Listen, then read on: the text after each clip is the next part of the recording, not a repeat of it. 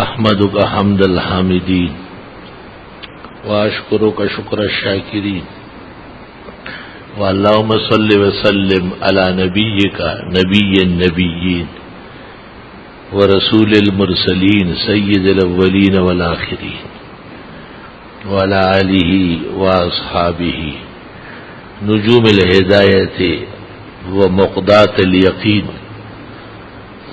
ومن بہدیہم اقتدى وبآثارہم اقتفى من علماء التفسیر والحدیث لا سیما اسعد السعادہ ای الفقہاء والمجتہدین الی یوم الدین اما بعد اعوذ باللہ من الشیطان الرجیم بسم اللہ الرحمن الرحیم فمن كان مريضا او على سفر فعدة من ايام اخر يريد الله بكم اليسر ولا يريد بكم العسر ولتكملوا العدة ولتكبروا الله على ما هداكم ولعلكم تشكرون. وروى الترمذي الامام في الجامع السنن ان النبی صلی اللہ علیہ وسلم قال لعمران بن حسین یا عمران صل قائما فإن لم تستطع فقائدا وإن لم تستطع فاستجع استجاء تؤمي إيماء او كما قال. اللهم صل وسلم على النبي وعلى آله وأصحابه وبارك وسلم وسلم عليه. ایک مخلص مسلمان مسئلہ پوچھنے آیا اور اس کا انداز پوچھنے کا یا جو تحریر لے کے آیا تھا زیادہ موزون نہیں تھا، لیکن جو مسئلہ اس نے پوچھا ہے وہ واقع اہم مہم ہے اور وہ اعذار کا مسئلہ ہے اور معذور کے احکام ہے. میں نے چاہا کہ آج کی نشست میں اعذار کے مسئلے پر اور معذور کے احکام پر کلام کروں تاکہ بھائیوں کو مسائل سمجھنے میں آسانی ہو جائے. اسلام چونکہ دستور الحیات ہے، احیاء اور اموات دونوں کے لیے فوز اور نجات کا ذریعہ ہے. دنیا میں لوگ ہدایت پر رہے اور رب کے قریب رہے، غضب سے اور گناہوں سے دور رہے، اور آخرت میں آسانی سے نجات ہو جائے، مغفرت ہو جائے اور جنت نصیب ہو جائے. بس یہ حاصل کلام ہے اور جمیع شرائع کا نچوڑ اور عطر العطر ہے. اس لیے جس طرح مسائل صحت کے ہیں اس طرح مرض کے ہیں. ایک تندرست کے لیے جو احکامات ہے، جب اس کی تندرستی زائل ہو جائے اور اس کی بہار خزان میں بدل جائے اور اس کا شباب شیب ہو جائے اور اس کی توانائی مزمحل ہو جائے اور اس پر عجز بے بسی غالب آ جائے، اللہ اس وقت بھی اس کی رہنمائی کامل فرماتے ہیں اور اس کے لیے احکام اور مسائل ہیں. چنانچہ اس مسئلے کی اس وقت دو ضرورتیں پیش آئی ہے. ایک طہارت کا مسئلہ ہے معذور کا، اور دوسرا عبادت کا مسئلہ ہے، نماز کا مسئلہ ہے. ان دو مسئلوں پر اتنا کلام ہو جائے گا کہ بقیہ احکام سمجھنے میں آسانی ہو جائے گی. اللہ جو آیت میں نے قرآن شریف کی پڑھی ہے اس میں اللہ نے روزے دار کو دو عذر دیے ہیں، ایک مرض کا اور ایک سفر کا، جس میں وہ روزہ نہیں رکھتا ہے اور بعد میں رکھتا ہے اور گنتی جتنی چھوٹ گئی ہو وہ پوری کرتا ہے.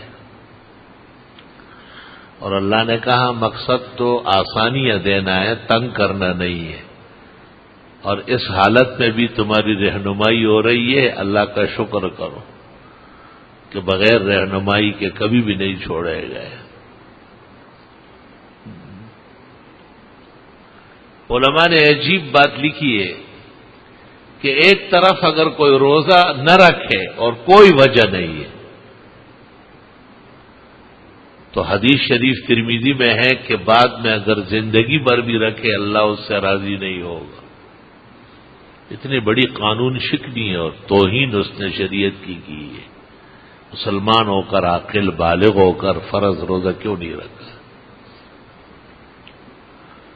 اور دوسری طرف اگر وہ رکھے اور پھر توڑے 2 مہینے پے در پہ، اس کو کفارہ ہے۔ کہتے ہیں 59 دن رکھے اور 60واں دن نہ رکھ سکا تو 59 کے 59 ڈسمس ہو گئے، نئے سرے سے 60 پورا کر لیں۔ اور کہتے ہیں کبھی بھی یہ پورا نہیں ہوتا ہے کیونکہ اللہ کا عذاب ہے کہ 2 مہینے روزے رکھوانا ہے۔ شیخ الاسلام ابن تیمیہ نے لکھا ہے 2 مہینے روزے رکھوانے کے بعد بھی معافی یقینی نہیں ہے، احتمال ہے کہ اللہ فضل کر لے اور معاف فرمائے۔ جو کفارات اور حدود کا مسئلہ ہے، ایک طرف تو روزے کی حالت اتنی سنگین ہے اور اس پر امت مجتمع ہے کہ روزے کا حکم نماز سے کم ہے، تو جب روزے کی اتنی کڑک سزائے اور کتنی سخت سزائے تو اندازہ لگاؤ کہ فرض نماز نہ پڑھنے والا اللہ نے ایک دن میں 5 نمازیں فرض فرمائی، وہ اللہ کا کتنا بڑا مجرم بندہ ہے اور اللہ کی اس سے کتنی بڑی ناراضگی ہے۔ لیکن جب بندے کا عذر، مرض یا سفر دیکھتا ہے تو اللہ نے تمام کے تمام شریعت اس کے لیے نرم کر لی۔ فرمایا ٹھیک ہے آپ بیمار ہیں، بعد میں رکھیں۔ بیماری اس کو نہیں کہتے کہ سر میں درد ہو رہا ہے، تھکاوٹ ہے، سیری نہیں کر سکا، آنکھ نہیں کھلی، یہ سب بہانے ہیں اور شرارت ہے۔ بیماری 2 قسم کی ہوتی ہے شریعت میں، اگر روزہ رکھ لے تو مرض بڑھ جائے گا۔ ایک ان صام خاف علیہ ان یشتد مرضہ، روزہ رکھنے کی صورت میں بیماری بڑھ جائے گی، او یخشى علیہ الموت، یا یہ بھی اندیشہ ہے کہ بس جان ہی دے دے ختم ہو جائے۔ اس سے کم درجے کا عذر کوئی عذر اور مرض نہیں ہے۔ یہ تو خیر ایک مسئلہ تمہید کے طور پر ہے، کیونکہ آگے یہ مسئلہ بیان کرنا ہے کہ نماز اس سے زیادہ ضروری ہے اور وہ دن میں 5 مرتبہ فرض فرمائے گئے ہیں، اس لیے نماز کی تاکید زیادہ ہے۔ روزے کی 1 آیت ہے قرآن میں اور نماز کی 500 آیات ہے، اور زکوٰۃ کی 240 یا 44 آیات، اصالتاً، اشارتاً، کنایتاً، دلالتاً، لا الہ الا اللہ۔ اب مسئلہ پیش آتا ہے کہ ایک مومن مسلم زندگی میں نماز کے لیے وضو کرتا ہے، غسل کرتا ہے؟ قرآن کریم کے حکم کے مطابق ان تغتسلوا، غسل بھی فرض ہے جب وہ ناپاک ہو، اور اذا قمتم الى الصلاة فاغسلوا وجوهكم وأيديكم الى المرافق وامسحوا برؤوسكم وارجلكم الى الكعبين۔ 4 اعضاء وضو میں ہیں، 3 غسل اور 1 مسح، اور باقی سنت۔ لیکن جب پانی پر قادر نہیں ہو، یا قادر تو ہیں لیکن پانی نہیں ہے، یا پانی استعمال کرنے سے اندیشہ اشتداد مرض ہے یا خوف موت ہے، تو فَإِن لَّمْ تَجِدُوا مَاءً فَتَيَمَّمُوا صَعِيدًا طَيِّبًا، پھر زمینی چیز پر چر تیمم کر لے، کیونکہ تیمم تو بہت آسان ہے، بس ضربۃ لوجہ کا 1 دفعہ ہاتھ مارے اور چہرہ ملے، اور دوبارہ ہاتھ مارے اور ہاتھ مل لے، کو نہیں ہوتا، ایسا ختم۔ نیت وضو کی ہے تو وضو ہو گیا، اور نیت غسل جنابت کی ہے تو غسل جنابت ہو گیا۔ اور ابو داؤد و ترمذی میں تفصیلی روایت موجود ہے، صحابہ نے جب اس کو غسل کا تیمم نہیں بتایا، آپ بہت ناراض ہوئے اور فرمایا ظالموں، قتل کر دیا اس کو۔ مسائل سمجھنا ضروری ہے، ورنہ ظالم خدا کے ہاں کہلاؤ گے جب مومن تڑپے گا اور آپ اس کی رہنمائی نہیں کریں گے، کیونکہ آپ صحابہ سے بڑے نہیں ہیں جن کو خدا نے مغفرت کا اعلان دیا ہے، اور حضرت کہتے ایھا الظلم قتل والظالم، مار ڈالا اس کو۔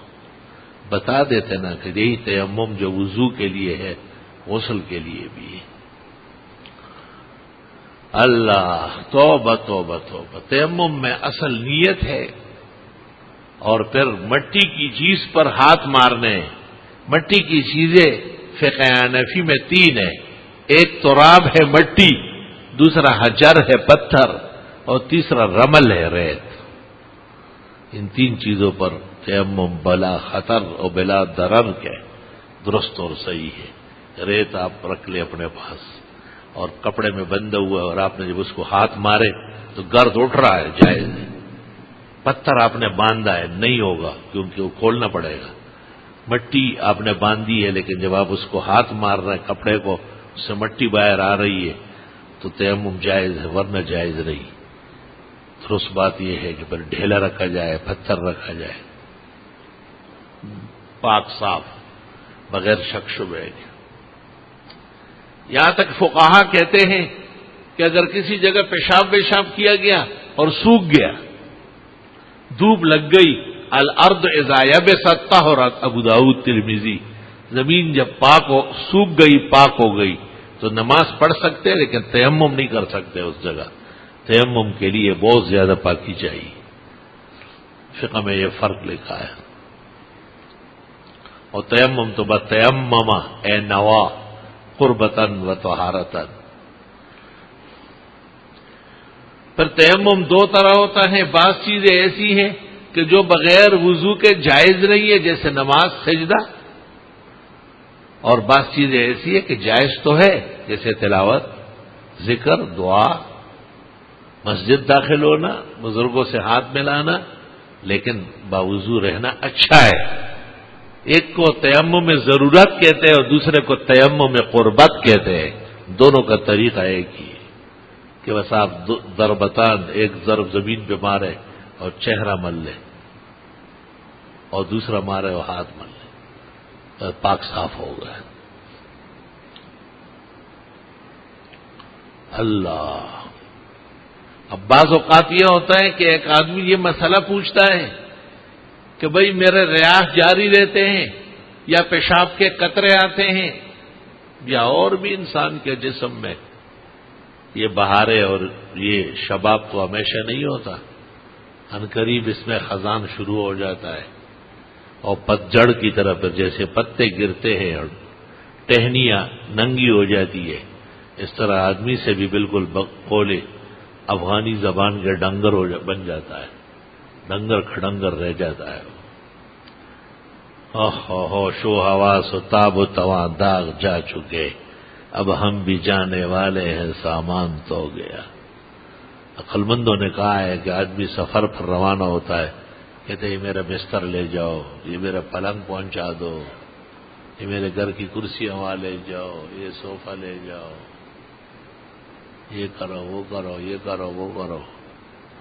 اخیر میں جب ہلکا پھلکا ہو جاتا ہے کہ چلے اب ہم بھی جانے والے ہیں، سامان تو گیا۔ توبہ، اتنا کمعقل ہے انسان، یہ کوٹھی ہو، یہ جائیداد ہو، یہ بینک بیلنس ہو، یہ کارخانہ، جائے گا جب یہاں سے ہو، کچھ بھی نہ پاس ہوگا، چند گز کفن کا ٹکڑا ہو، تیرا لباس ہوگا۔ اگر اللہ تعالیٰ کا حکم یہ ہوتا کہ ہر آدمی 20 ایکڑ زمین چھوڑ کے یہاں آئے، کتنا مشکل ہوتا۔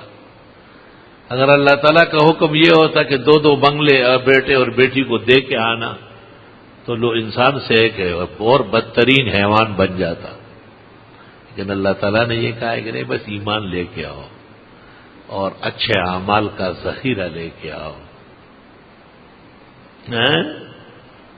وَإِذَا افْتَقَرْتَ إِلَى الذَّخَائِرِ لَمْ تَجِدْ، ایک عربی شاعر کہتا ہے وَإِذَا افْتَقَرْتَ إِلَى الذَّخَائِرِ لَمْ تَجِدْ ذُخْرًا يَكُونُ كَصَالِحِ الْأَعْمَالِ، جب آپ ذخیرہ کرنے لگے تو نیک اعمال جیسے ذخیرہ کبھی نہیں ہو۔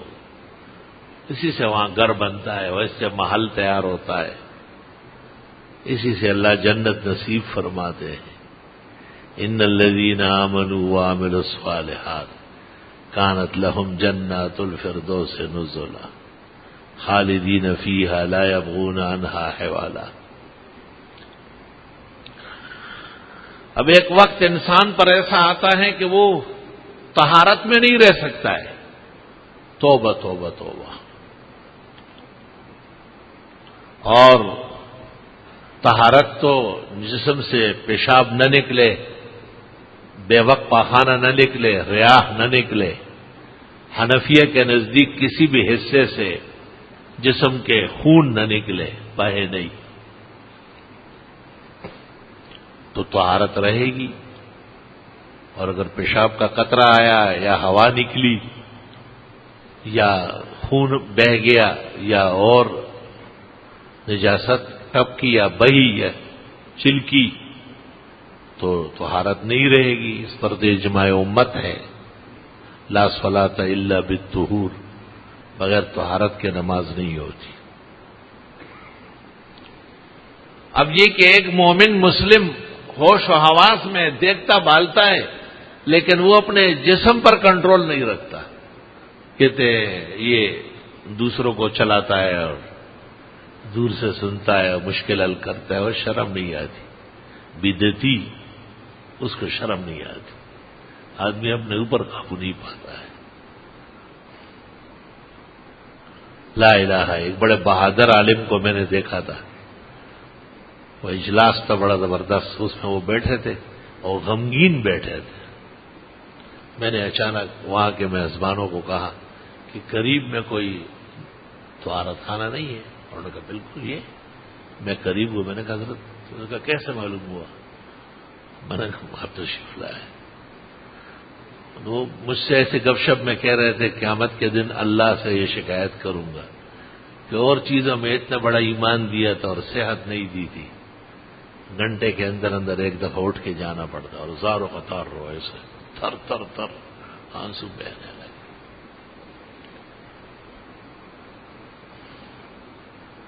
امام ابو یوسف رحمۃ اللہ علیہ قاضی القضات تھے ہارون الرشید کے، تو ہارون الرشید نے ایک دن کہا کہ ہم نے سنا ہے کہ امام محمد بہت بڑے فصیح بلیغ ہیں، خود امام شافعی کہتے ہیں شیخنا محمد بن الحسن اذا تکلم فکأنما العربیۃ تنزل علی لسانی، ہمارے استاد امام محمد جب عربی بولتے تھے ایسا لگتا تھا جیسے ان پر نازل ہو رہی ہے۔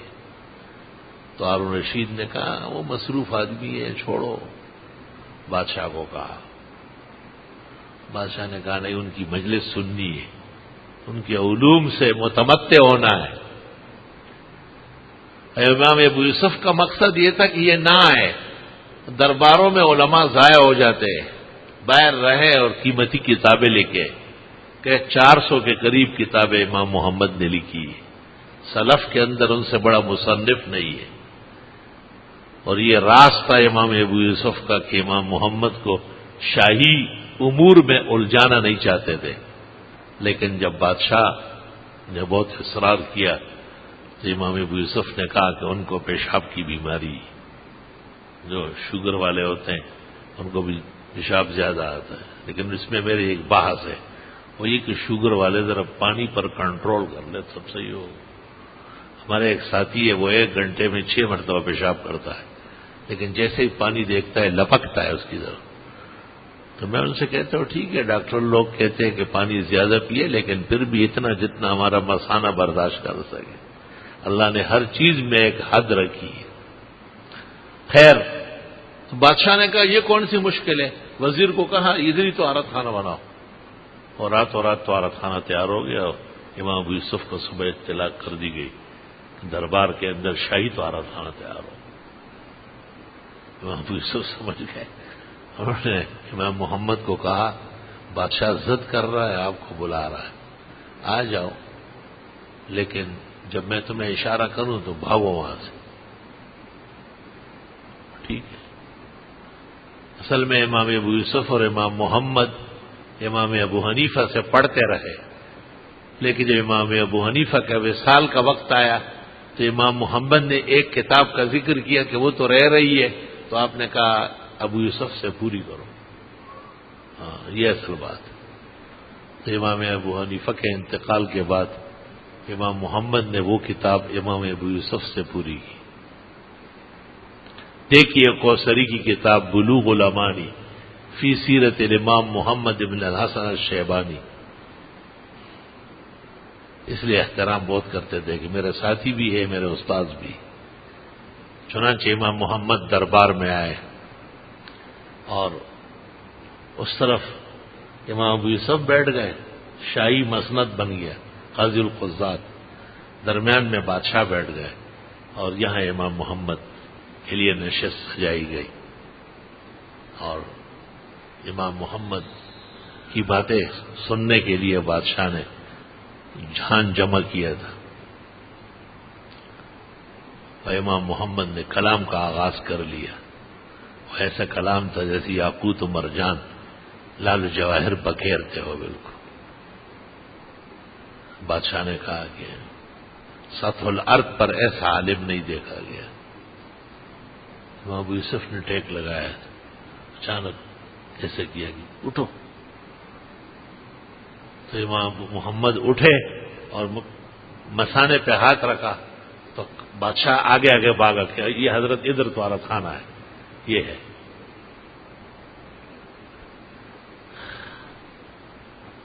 بادشاہ نے کہا کہ واقعی بہت زیادہ بیمار ہے اور آئندہ ان کو تکلیف نہ دی جائے. بادشاہ کا مزاج بہت نازک ہوتا ہے کہ چلتے ہوئے کلام میں ان کو پیشاب آتا ہے. یہ بہت مشکل ہے. لہٰذا بس آج کی مجلس پوری ہو. امام ابو یوسف کا یہی مقصد تھا کہ بادشاہ بار بار بلائے گا، تنگ کرے گا اور یہ دین کا کام نہیں کر سکے گا. چنانچہ امام محمد ایک مقام پر لکھتے ہیں کن تو درائی تو احتیال ابو یوسف، مجھے امام ابو یوسف کی چال بازی کا پتہ تھا، ولیکن امتثلتہ لأنہ شیخی، کرنا وہیں پڑا میرے استاد سے، جیسے وہ کہا ایسے ہی کرنا پڑا. اس لیے آج 1300 سال 1400 سال گزرنے کے باوجود بہار کی طرح ان کی برکتیں قائم دائم اور اب بھی ان کی خوشبو معطر ہو رہی ہے. مجال نہیں ہے کہ کوئی علمی بیان ان کے بغیر مکمل ہو جائے. اللہ نے ایسے دین کے ستون بنائے. اللہ جناب نبی کریم صلی اللہ علیہ وسلم بھی 14 دن بیمار رہے ہیں، 14 دن، اور 15ویں دن وصال ہوا ہے. درمیان میں افاقے بھی ہوئے ہیں، خطاب بھی فرمایا ہے، لیکن سر مبارک پر کپڑا بندھا ہوا تھا اور صحابہ دیکھ کے زار و قطار روتے تھے. اور آپ نے اس طرح تقریر کی، خطبہ دیا جیسے آخری ہو اور صحابہ سے ایک قسم کی رخصت لے رہا ہے. انہی ایام میں آپ شہدائے احد گئے ہیں اور آپ نے ان سے کہا کہ بس میں بھی آ رہا ہوں. اور آپ لوگوں نے بہت ہمت کی اور اللہ تم سے بہت راضی ہے اور قیامت کے دن میں تمہیں اللہ سے پہلے بخشواؤں گا، پھر اور لوگوں کی بات کروں. اور صحابہ کہتے ہیں کہ آپ جب وہاں سے واپس ہوئے تو ہم سمجھ گئے کہ بس وقت پورا ہو رہا ہے. اور آپ نے مرد اور زند اور سب سے، ویسے حجۃ الوداع کے خطبے میں بھی آپ نے کہا لعلی لا اراکم بعد عامی ھذا، میری باتیں غور سے سنو، شاید کہ پھر ملے اور یہ ذوق نظر نہ ہو. لعلی لا اراکم بعد عامی ھذا، بخاری شریف، صحیح مسلم، جوامع مسانید بڑے پڑے. او دا جندن دے چه بجوڑ کلا نہ جوڑے او سخدینے چه بتل ترتل جوڑے. اسی کو مخلوق کہتے ہیں اور زندگی کہتے ہیں کہ کبھی پیغمبر معراج پر تشریف لے جا رہے، اور بوستان کی روایت ہے عطا اللہ شاہ بخاری کی کہ جبریل نے کہا کہ میں اور آگے نہیں جا سکتا، میرے پر جل جائیں گے. بخاری شریف میں تو صریح ہے کہ عرش تک جبریل ساتھ، نہ جانے کہ گلستان اور عطا اللہ شاہ صاحب کو یہ کہاں سے پتہ چلا ہے. مشہور عوام میں اور بوستان میں شیخ سعدی نے کہا ہے کہ اگر میں تھوڑا سا آگے بڑھوں تو میرے پر جل جائیں گے. اور وہیں سے لوگوں نے مسئلہ بنایا ہے کہ جہاں ملکوت کا پرواز ختم ہوتا ہے وہاں سے بشریت کا پرواز تیز ہو جاتا ہے. دیکھ کیا فرق نبی اور بشر میں ہے صلی اللہ علیہ وسلم. 12 یہ تو مسلم ہے کہ معراج آپ کی تھی، جبریل کی نہیں تھی. یا تو وہ وقت ہے اور یا وہ وقت ہے کہ آپ بیویوں سے پوچھتے ہیں نماز ہو گئی، انہوں نے کہا لا ہم ینتظرون کا، حضرت سب انتظار میں. پھر آپ پر غنودگی طاری ہو جاتی. پھر کچھ دیر بعد آنکھیں کھولتے تھے اور پھر پوچھتے تھے کہ صحابہ نے نماز پڑھ لی کیا؟ بیویاں فرماتی کہ نہیں حضرت، سب منتظر بیٹھے. اس کے بعد آپ نے کہا کہ علی کو اور عباس کو بلاؤ. علی اور عباس دونوں آئے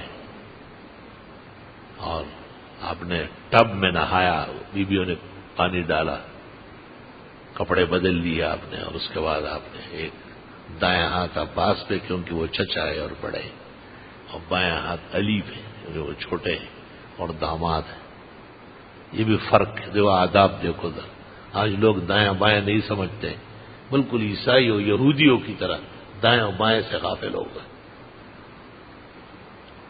ہر چیز میں روانہ ہونے میں، لینے میں، دینے میں دائیں بائیں. مسلمان کا تو نام اصحاب الیمین، دائیں و بائیں کا فرق کرنے والا. جو پسندیدہ کام ہے وہ دائیں ہاتھ سے ہو، جو ضرورت تو ہے لیکن پسندیدہ تو نہیں ہے، بولو براز جوتا یہ وہ بائیں ہاتھ سے. اسی میں لوگ کہتے استاذ کے جوتے دائیں ہاتھ میں لو، اپنے بائیں میں. والدین کے جوتے دائیں ہاتھ میں، محترم ہے. کتاب دائیں ہاتھ میں، ریل تپائی بائیں ہاتھ میں، روٹی دائیں میں، سالن بائیں میں. دائیں بائیں کا فرق تو کرنا چاہیے.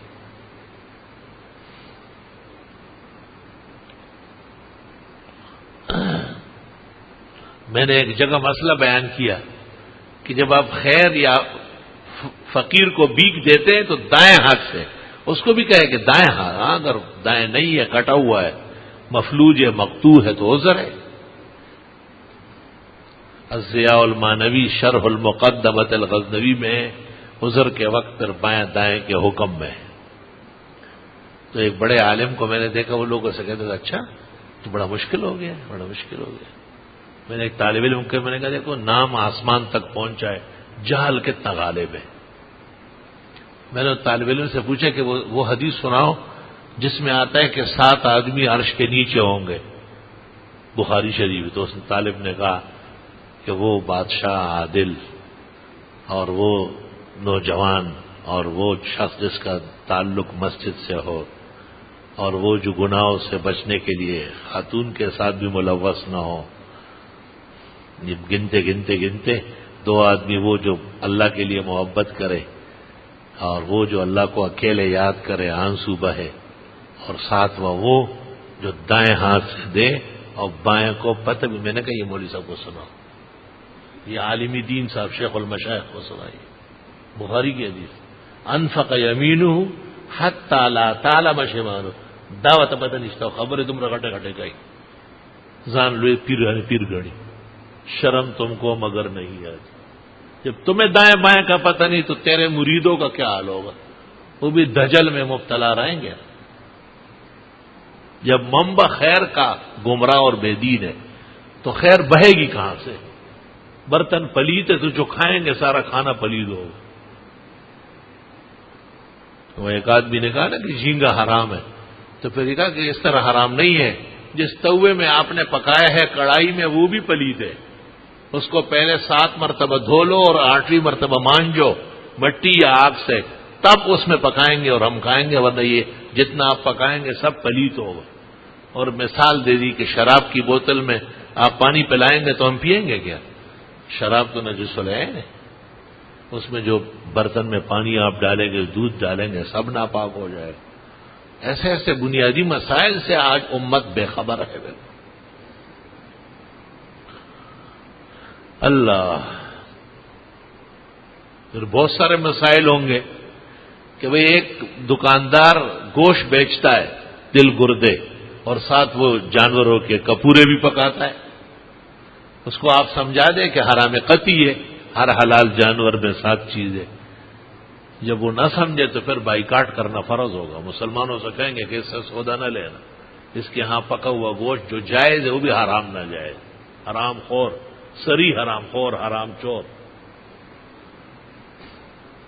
مسائل پر تو امت کو غیرت کرنا پڑے گا. صرف یہ کافی نہیں ہے کہ آپ نے کہہ دیا، بلکہ آپ آگاہ کریں کہ اتنے سری روایت جس میں پوری امت متفق ہے کہ ہر حلال جانور میں 7 چیزیں حرام ہیں، اور ان میں یہ ذکر و خصیہ یہ سب شامل ہے. یہ ظالم پھر بھی وہیں پکا کے بیچتا ہے. اس کا رزق، اس کا محلہ، اس کا صف میں کھڑا ہونا، اس کا جنازہ، اس کی قبر بنانا سب حرام ناجائز. میں لکھ کے دیتا ہوں سارا جہان ایک طرف یہ مسئلہ دوسری طرف ہو. صف سے نکالنا ضروری ہے اس کو کہ آپ صف میں نہیں کھڑے ہو سکتے. آپ سری حرام چور ہیں. انہوں نے مسئلے کو ایسا یتیم مسکین بنایا ہوا کہ بس ہر چیز اختیاری ہے. کوئی بات نہیں ہے، کوئی بات نہیں ہے. آپ کو دین کا پتہ کیا ہے؟ افسوس تم کو میر سے صحبت نہیں رہی. قلب میں سوز نہیں، روح میں احساس نہیں، کچھ بھی پیغام محمد کا تمہیں پاس نہیں. بہرحال رسول اکرم صلی اللہ علیہ وسلم نماز میں گئے، تشریف لے گئے. مطلب ہے کہ بیماری انبیاء کو بھی لاحق ہے، اور پیغمبروں کے بھی بیماری کی وجہ سے مسئلے آ گئے، امت کو مسائل نصیب ہو گئے.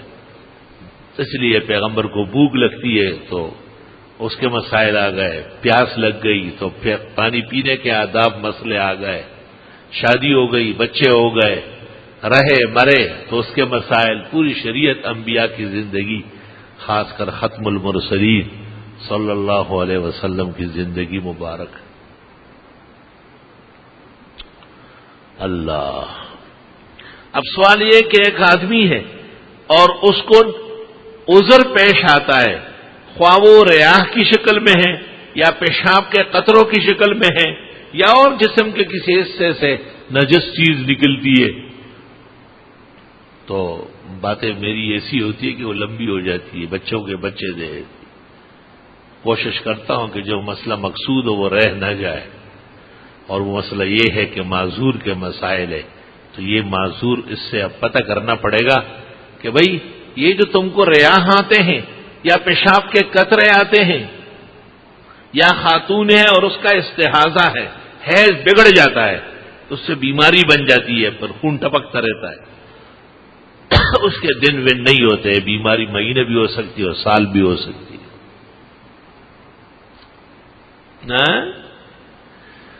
اب سوال یہ ہے کہ اس نجاست کے ہوتے ہوئے اس مومن مسلم کو طہارت والی عبادت معاف ہے یا کرنی پڑے گی؟ تو شریعت محمدی میں معاف نہیں ہے، قطعی طور پر فرض ہے اب بھی، لیکن اس کی حیثیت کے ساتھ شریعت گزارا کرتی ہے. اور شریعت نے کہا کہ نہیں، آپ خاتون کو تو کہا کہ آپ نہا لیں اور پھر وضو کریں ہر وقت کے لیے. پہلے حکم یہ آیا کہ ہر نماز کے لیے نہائے، پھر بیویوں نے کہا حضرت مر گئے. پھر فرمایا اچھا 3 دفعہ نہائے، ظہر اور عصر کے لیے، مغرب اور عشاء. بیویوں نے کہا حضرت مر گئے. تو حضرت نے کہا اچھا 1 دفعہ نہا لیں. اور المستحاضۃ تتوضأ لوقت کل صلاۃ، بس 1 دفعہ نہا لے اور پھر ہر وقت کے لیے وضو کرے. تو بی بی نے کہا حضرت وضو کیسے کرے؟ انہا تسج سجا، خون کا ریلا بہتا ہے. آپ نے کہا ولو قطرت الدماء علی الحصیر، اگرچہ خون چٹائی سے باہر نکل جائے تب بھی جب آپ نے وضو کر لیا وقت کے اندر تمام نمازیں آپ پڑھے، کچھ بھی نہیں ہوگا. اللہ تعالیٰ نے آپ کا عذر قبول فرمایا. اس نے جس طرح کہا نا کہ ریلا آتا ہے، آپ نے اسی طرح کہا ولو قطرت الدماء علی الحصیر، اگرچہ خون کے فوارے چٹائی اور قالین سے باہر نکل جائے تب بھی معذور کی نماز ہوگی. اللہ کا بندہ ہے، اللہ نے اس کو اجازت دے دی، ٹھیک ہے اسی حال میں مجھے منظور ہے. آپ لا الہ الا اللہ، کیا شان ہے اسلام کی، کیا برکات ہے. دور نہیں کرتا ہے، بالکل دور نہیں کرتا ہے. کوئی بچہ ہو، باپ ہو، ماں ہو، بھائی ہو، بیمار ہو جائے تو لوگ اٹھا کر کے راستے میں رکھ دیں گے کہ نہیں، جان و جگر ہے ہمارا۔ اللہ، لا الہ الا اللہ۔ چنانچہ اب فقہائے کرام نے بہت ساری احادیث و آثار کو، شرائع کے مصالح کو سامنے رکھ کر ایک قانون بنایا کہ معذور کس کو کہیں گے۔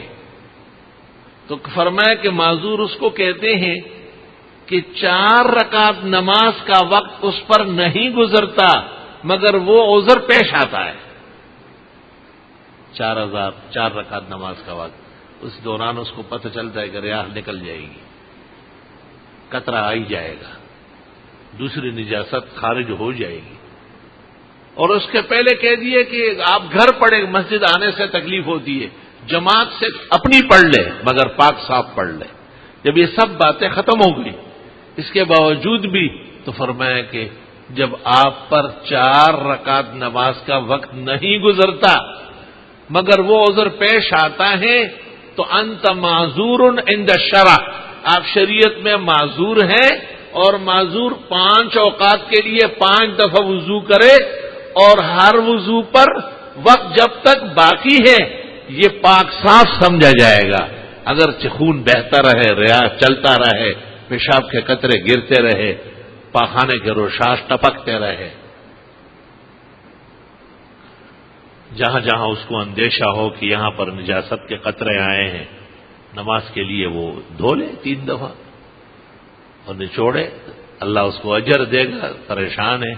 لیکن اگر خدا نخواستہ یہ کیفیت بھی ممکن نہیں ہے تو اسی طرح نماز پڑھتا رہے، اور 5 اوقات اور 5 وضو، اگر ہمت اور طاقت ہے تو کپڑے بھی بدلتا رہے، اور اگر نہیں ہے، یا کپڑے نہیں ہے یا ہمت نہیں ہے، صحت تندرستی اجازت نہیں دیتی، تو بے شک نماز پڑھتے رہے۔ اب اس پر 3 مسئلے مزید پیش آ رہے ہیں۔ ایک ایسے شخص کو جو شرعاً معذور ہو، شرائع اجازت دیتی ہے کہ وہ نماز گھر پر پڑھے، 36 وجوہات فقہ میں ہیں کہ وہ آدمی مسجد میں نہ آئے اور ثواب پورا ملے گا اس کو، ان میں یہ بھی ہے۔ جیسے کسی کو باہر ہے بدبو منہ کی، زہر ہے بغلوں کی، ایک شخص یہاں آتا تھا مسئلہ پوچھنے، گیٹ کے اندر جب داخل ہوتا تھا میں دفتر میں بھاگتا تھا، ایسا جیسا مین ہول کھل گیا گٹر لائن کا۔ تو ایک دن میں نے اس سے پوچھا کہ کیا ہو رہا ہے، کیا کیا ہے آپ نے؟ تو اس نے کہا میری والدہ نے ایک دفعہ روٹی دیر سے بنائی تو میں نے جوتے سے ماں کی پٹائی لگائی، ماں کی پٹائی۔ میں نے کہا بیوی کی کبھی کی ہے؟ اور میں دعوے سے کہتا ہوں کہ بیوی آپ کو پیٹتی ہوگی۔ کہا ابھی ابھی پیچھے سے 2 جوتے پھینکی۔ میں نے کہا یہی حشر قیامت میں تیرا ہوگا جس سے تو پیدا ہوا ہے۔ کہا اس دن سے یہ بدبو پھیل گئی خود بخود۔ کہ میں آپ کے پاس آتے ہوئے گلاب کے پانی سے نہا، تو مجھے سب پتا ہے کہ آپ مجھ سے کتنے پریشان ہوتے ہیں۔ میں نے اس دن پورا دن نفل پڑھے، پورا دن، الحمدللہ اس کے بعد نظر نہیں آیا۔ تو میں نے یا اللہ اس کو آئندہ یہاں نہ لائے، یا اللہ اس مسجد کو اس سے پاک صاف رکھے، یا اللہ یہ صفے اور نمازی ان سے بچ کے رہے، یہ جہنم کا ایندھن آپ کیوں یہاں بھیج رہے؟ تو اللہ تعالیٰ کے انعامات میں سے پاک صاف رہنا، 5 وقتہ بلکہ 6 اوقات میں مسواک سنت ہے۔ آج کل جو پیسٹ اور برش ہے یہ بھی مسواک کا قائم مقام ہے۔ ہاں نمازوں کے اوقات میں وضو جیسے آپ کرتے وہاں مسواک رکھے، 3 دفعہ اوپر 3 دفعہ نیچے، تاکہ سنت زندہ رہے اور ہم سنتوں سے محروم نہ ہو جائے۔ اس شخص کو بھی اجازت ہے جس کے منہ سے اور بغلوں سے یا جسم کے کسی حصے سے بدبو آتی ہے یا اور اس قسم کے احوال ہے اس کے۔ اب سب لوگوں کے زخموں کو ہم کیا چھیڑیں گے؟ اللہ تعالیٰ ہماری حفاظت فرمائے، صحت جاویداں ہمیشہ نصیب فرمائے۔ اللہ اللہ اللہ اللہ، توبہ توبہ۔ تو جب اس مسجد میں آنا پسندیدہ نہیں ہے، اس کو گھر بیٹھے بیٹھے جماعت کا اجر مل رہا ہے، تو مسجد نبوی میں اور مسجد حرام میں جانے کا کیا مطلب؟ اور مسئلہ یہ ہے کہ ان کا تقدس عالم کی مساجد سے زیادہ ہے، وہ بنیاد روح القدس ہے، تقدس کا اساس اور خشت اول وہی ہے۔ تو بس حج تو ویسے ہی باہر باہر ہوتا ہے، طواف کی ضرورت جو ہے وہ ٹھیک ہے، باقی باہر رہے، ہوٹلوں میں اور دور دور نمازیں پڑھے. فقہاء و محدثین متفق ہے کہ مکہ اور مدینہ میں جتنی آبادی ہے وہاں کہیں بھی کوئی معذور نماز پڑھے اس کو اندر صف اول کا ثواب ملے گا. استاد بنوری نے مجھے یاد ہے مفتی محمود سے اس پر بہت سخت باتیں ایک دفعہ کہی تھی. کہا کہ لوگوں کو مت کہے کہ سب لوگ حرم داخل ہوتے رہے، بس یہ ہوٹل سب قبلہ رخ بنے ہیں، بہترین انتظام ہے. کیونکہ احادیث سے پتہ چلتا ہے کہ اس سرزمین پر نماز پڑھنا یہ حرم کے حکم میں ہے. وَلِلَّهِ الْحَمْدُ أَوَّلًا، اللہ کا لاکھ لاکھ شکر ہے. تاکہ لوگ مسجد میں آئے تو کوئی خون گرائے گا، کوئی پاخانے کے قطرے، کوئی پیشاب کے رشاش پھینکے گا، کعبے کی کعبیت متاثر ہو جائے گی. یہی حال روز رسول پر حاضری ہے کہ بس وہ جہاں نماز پڑھ لے وہاں درود ابراہیمی پڑھ لے، انشاءاللہ ملائک اس کی طرف سے پیش کریں گے بارگاہ عالیہ میں صلی اللہ علیہ وسلم. تو ایک مسئلہ عام مساجد میں حاضری کا ہے اور دوسرا مسئلہ مسجد نبوی میں آنے کا ہے اور تیسرا مسئلہ کعبہ شریف میں آنے کا ہے.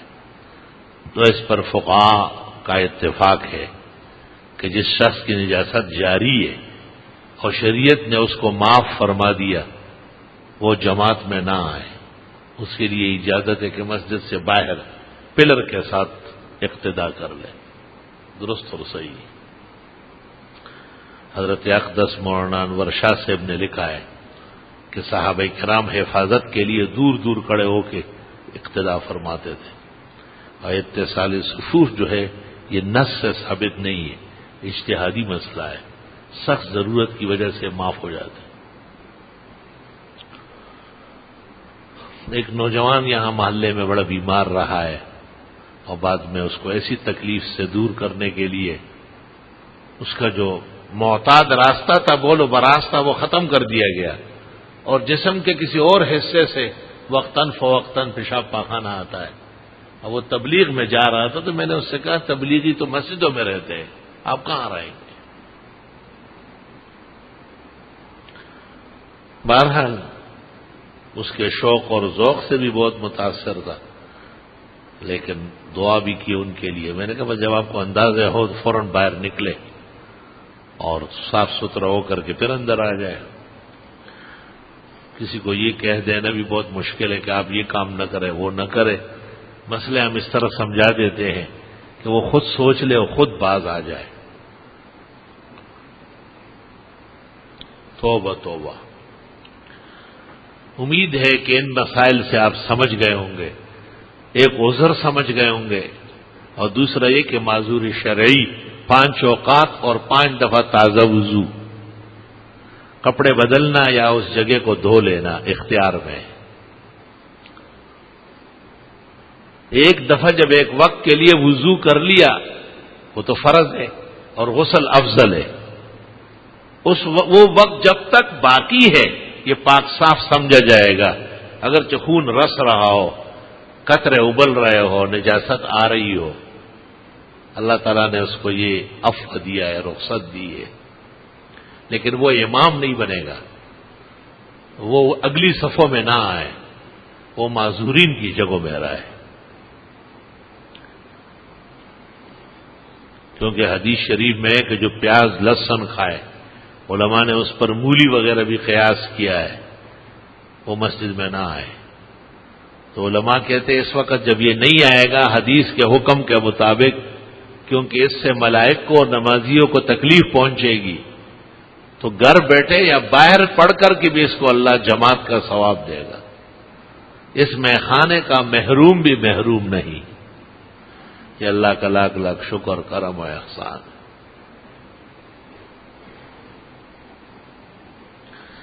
اللہ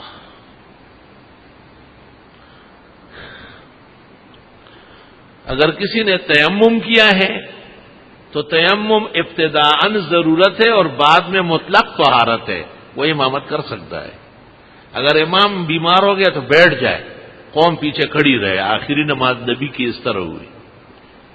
فتویٰ بھی ہمارا یہی ہے مذہب حنفی کا. لیکن اگر کوئی مسح کرتا ہے، پیر سڑے ہوئے ہیں، جسم سے خون آ رہا ہے اور وہ دھو نہیں سکتا ہے تو ماسح مسح کرنے والے کے پیچھے غاسل یا متوضی نماز نہیں پڑھ سکتا ہے۔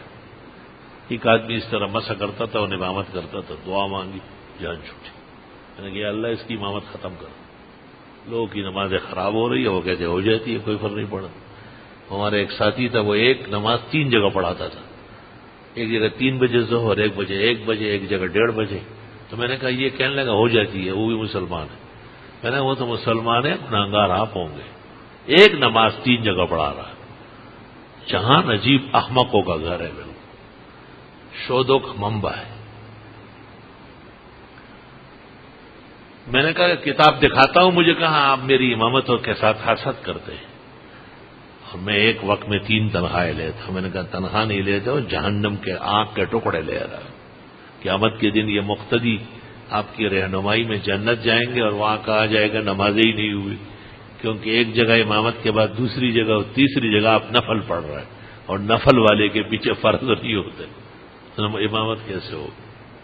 عجائب غرائب ہے۔ جہل بہت بڑا مرض ہے، توبہ توبہ۔ خیر یہ مسئلے ہو گئے، اب مسئلہ یہ پیش آ رہا ہے کہ ایک آدمی تو کھڑے ہو کے نماز پڑھتا ہے، قیام، رکوع، سجدہ، لیکن ایک وقت ایسا آ جاتا ہے کہ وہ رکوع یا سجود کرنے سے عاجز آ جاتا ہے، شارٹ کٹ۔ قیام بھی فرض ہے، رکوع بھی فرض ہے، سجود بھی فرض ہے، ہر نماز کا آخری قاعدہ بھی فرض ہے، لیکن علماء عجیب بات کرتے ہیں کہ یہ قیام جو ہے یہ رکوع اور سجود کے لیے ہے، قیام مستقل کوئی چیز نہیں ہے۔ اس لیے ایک آدمی جب رکوع و سجود سے عاجز ہوا، ابن عابدین نے فتاوی شام میں لکھا ہے رکوع نہیں سجدے سے عاجز ہوا، اتنا ہی کافی ہے، سقط القیام، قیام بھی ختم ہو گیا، اب یہ قیام کی جگہ بیٹھ کے پڑے گا، یعنی کرسی والے کھڑے نہ ہو جو صفوں کے آندھ کے کھڑے رہتے ہیں، غلط، کرسی پہ بیٹھ جائے، اور مستقل مضبوط محکم مسئلہ ہے، والناس عنہا غافلون والمولویون عنہا جاہلون۔ فتح القدیر میں، بحر میں، نہر میں، نقایا میں، درایا میں، بنایا میں، رد المختار میں، در مختار میں، غایت الاوتار میں، نیل الاوتار میں، سب کتابیں ہمارے مذہب کی بھری پڑی ہے کہ جب ایک آدمی سجدے سے رہ گیا اور وہ صحیح طرح سجدہ نہیں کر سکتا ہے بلکہ اشارے سے کرتا ہے تو یہ شخص قیام بھی چھوڑ دے اور قیام کی جگہ بیٹھ کر، خواہ وہ کرسی پر ہو یا تخت پوش پر ہو یا تکیے پر ہو یا ویسے زمین پر ہو، سجدہ سر کا کرے گا، آنکھوں کا سجدہ نہیں ہو سکتا، اور جب سجدے سے عاجز آ گیا، سر زمین پہ رکھ نہیں سکتا، یہ سخت نہیں ہے تو سقط القیام، قیام ساقط ہو گیا ہے، لہذا معذورین بیٹھ کر نہیں پڑھیں گے، وہ کھڑے ہو کر نہیں پڑھیں گے، بیٹھ کر پڑھیں۔ اللہ، ایک مسئلہ تو یہ بڑا عجیب و غریب ہے۔ دوسرا مسئلہ یہ کہ کیا معذورین کو پیچھے کر دیا جائے؟ بعض لوگ مجھے کہتے ہیں آپ کی مسجد میں بہت نظم و ضبط ہوتا ہے لیکن یہ معذورین کو آپ کچھ نہیں کہتے ہیں۔ میں کہتا ہوں یہ سب صف اول کے لوگ ہیں، میری آنکھوں کے سامنے ان کو عذر پیش آیا ہے، آپ کو برے لگتے ہیں، مجھے برے نہیں لگتے، میں ان کو دیکھ کر کے اللہ تعالیٰ کا شکر صحت کرتا ہوں کہ ایسا دن ہم پر بھی آ سکتا ہے، اور آپ پر نہیں آئے گا، اس لیے آپ اتنے مطمئن ہیں اور کہتے ہیں ان کو پیچھے دھکیلے، باہر نکالے، غلط بات۔ فقہاء کرام نے کہیں بھی یہ جزیہ نہیں لکھا ہے کہ معذورین یعنی وہ لوگ جو قیام بیٹھ کر کریں گے اور رکوع و سجود سے عاجز آ چکے ہیں وہ پہلی صف میں، ہاں ٹھیک ہے، جمعے میں یا عید میں نظم و ضبط کی وجہ سے وہ ایک سائڈ پہ ہو جاتے ہیں، بہت اچھی بات ہے، یا خود وہ ایک طرف کرسیاں لگا لے، لیکن امام خطیب یا منتظم ان کو کہے کہ آپ پہلی صف میں نہ آئیں، بہت نامناسب بات، بہت بری بات، توبہ۔ اللہ،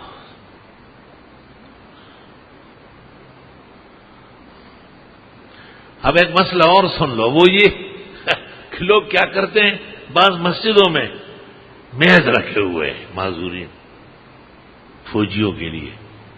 ایک بڑی مسجد میں گیا، وہاں مولوی جو تھا وہ بڑے ادارے کا وہاں مدرس ہے، نکاح پڑھنے گیا سوسائٹی. میں نے کہا یہ کیا چیز ہے؟ کہا اس پر یہ لوگ سر رکھتے ہیں.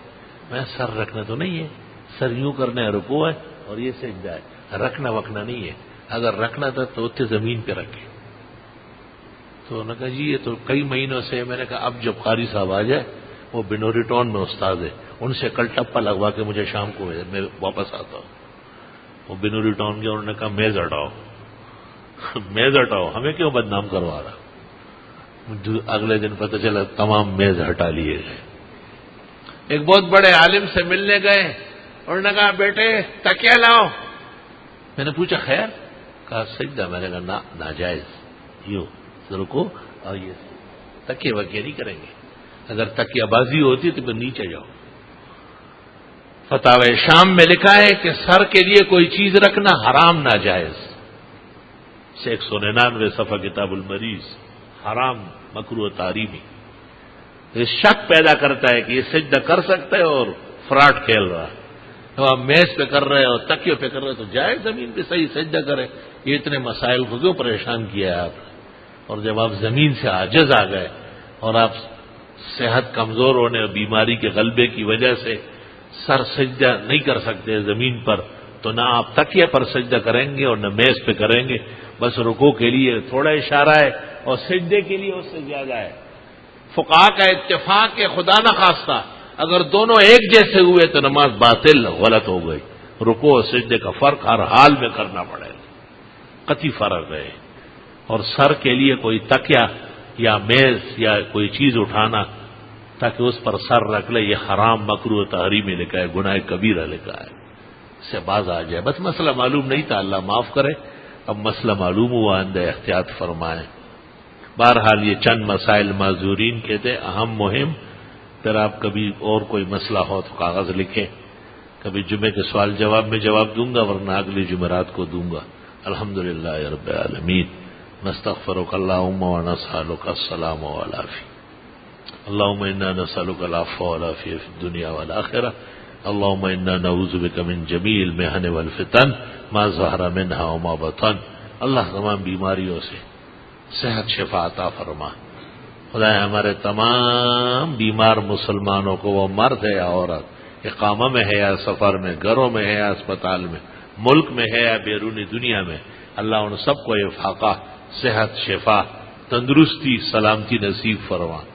اللہ ہمیں صحت کا شکر عطا فرما. اللہ ہمیں تندرستی کی قدردانی نصیب فرما. ایسے بہترین آدمی چلتا ہے، خود مسجد میں آ جاتا ہے، کہتے بہترین قیام کرتا ہے. آہا، اس دن میں 4 دن کوئٹے میں رہا، پتہ نہیں کیا نحوست تھی اس ہوٹل میں. نماز نہیں پڑھ سکتا تھا اور کھڑے ہوتا تھا تو گرتا تھا، خیرات نہیں کر پاتا تھا. لیکن جب کراچی کے حدود میں داخل ہوا تمام بیماری چھٹ گئی اور اگلے دن فجر کی 12 منٹ کی نماز خود پڑھا لی. حالانکہ پوری رات جاگا تھا، 4 بجے یہاں پہنچا تھا اور پھر 5:40 تک جاگتا رہا. الحمدللہ. اللہ تیرا لاکھ لاکھ شکر، تیرا اکرام، تیرا انعام. ہمیں توفیق عطا فرما کہ خوب شکر و سپاس بجا لائے اور اس کا بہترین طریقہ آپ کے حکم کی تعمیل میں آپ کے نبی مرسل، ختم المرسلین، خاتم النبیین صلی اللہ علیہ وسلم کی سنتوں کا احیاء، نشاط اور اس کے مطابق عبادات اور طاعات یا اللہ نصیب فرما.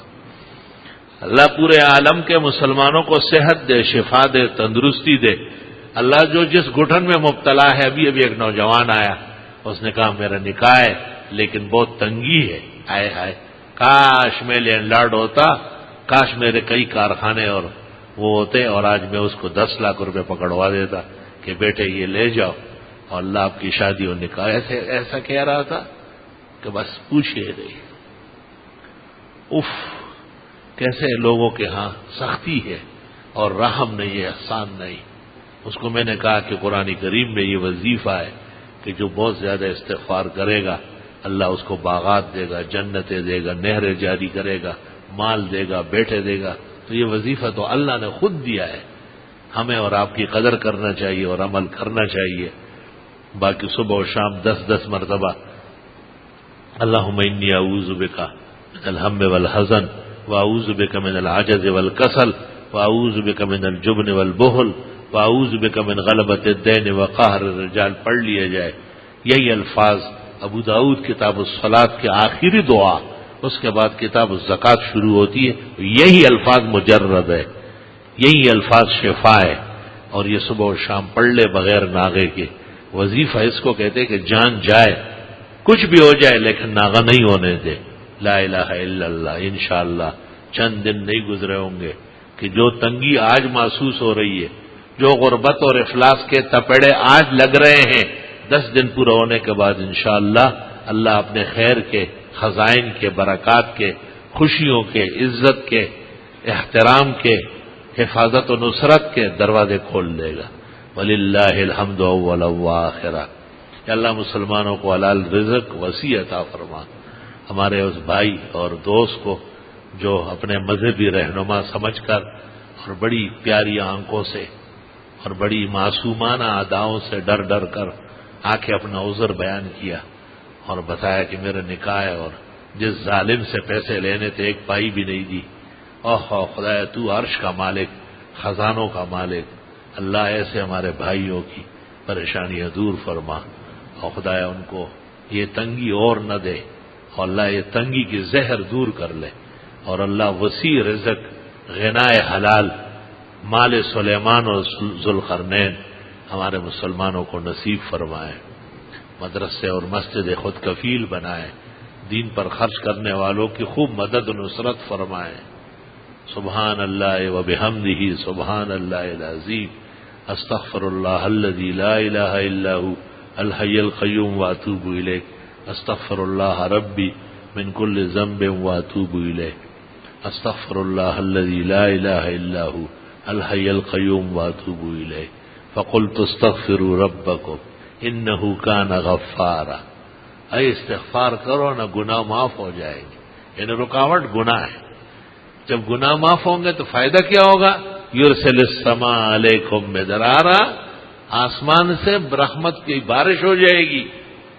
خدایا تبلیغی اجتماع ابھی بارش روک لے، اور ہمارے بھائیوں کے، ہمارے بزرگوں کی یہ محنت برابر فرمائے کہ وہ تیرے دین اور تیرے احکام سے اور تیری نافرمانی کے عذاب سے کراچی کے مسلمانوں کو ڈرائے.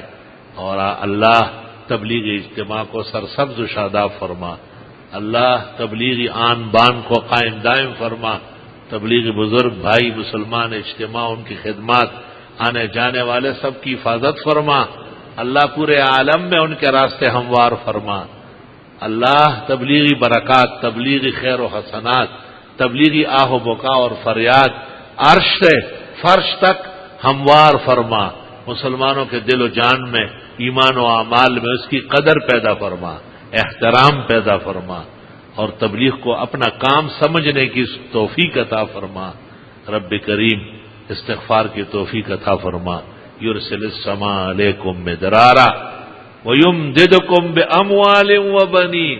اللہ فرماتے استغفار کرو نا، میں تمہاری مدد کر دوں گا مال اور بیٹے دے کر. یا اللہ، مال بھی ہے اور بیٹے بھی. یہ بھی کہتے ہیں نا کہ جی شادی کیسے کروں، نوکری نہیں، تو اللہ نے کہا مال. شادی ہو گئی، اب بیٹا کا بیٹا. وَيَجْعَلْ لَكُمْ جَنَّاتٍ، خوب باغات دے دے گا. وَيَجْعَلْ لَكُمْ أَنْهَارًا، خیر و برکت کے چشمے جاری ہو جائیں گے. صرف آپ نہیں، اور لوگ بھی آپ کے سائے میں سیر ہوں گے. مَا لَكُمْ لَا تَرْجُونَ لِلَّهِ وَقَارًا. تمہیں کیا ہوا؟ اللہ تعالیٰ سے اس کا یقین کیوں نہیں آ رہا؟ یا اللہ، اللہ ہم ایمان رکھتے، ہم پورا یقین رکھتے.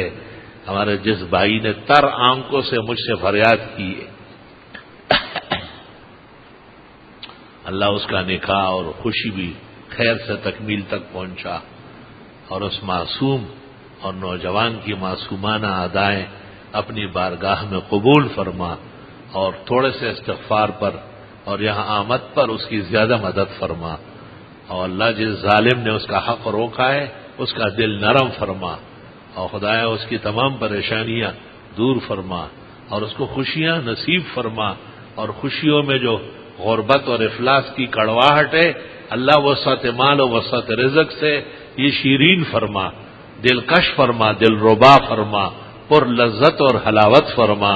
اور ایسے جتنے بھی پورے عالم میں، پورے ملک میں، پورے شہر میں ہمارے ہم نشینوں میں پریشان ہے، خواہ بیماری سے، خواہ دشمن سے، خواہ اپنے سے، پرائے سے، گھر سے، بار سے، کام سے، کاج سے، روزگار سے، اللہ ان سب کی پریشانیاں دور فرما، اللہ ان سب کو انعام و اکرام عطا فرما، دعائیں قبول فرما، مرادیں نصیب فرما، مشکلات حل فرما، دین و دنیا کی سرخروئی عطا فرما، خاتمہ بالخیر و ایمان فرما، قبر جنت کا باغ بنا، میدان حشر میں رسول اکرم صلی اللہ علیہ وسلم کا قرب، آپ کی شفاعت، آپ کے لواء الحمد کے نیچے سایہ آپ کے مبارک ہاتھوں سے، آپ کے حوض کوثر کا پانی پینا نصیب فرما، اور اپنے فضل و احسان سے جنت الفردوس عطا فرما۔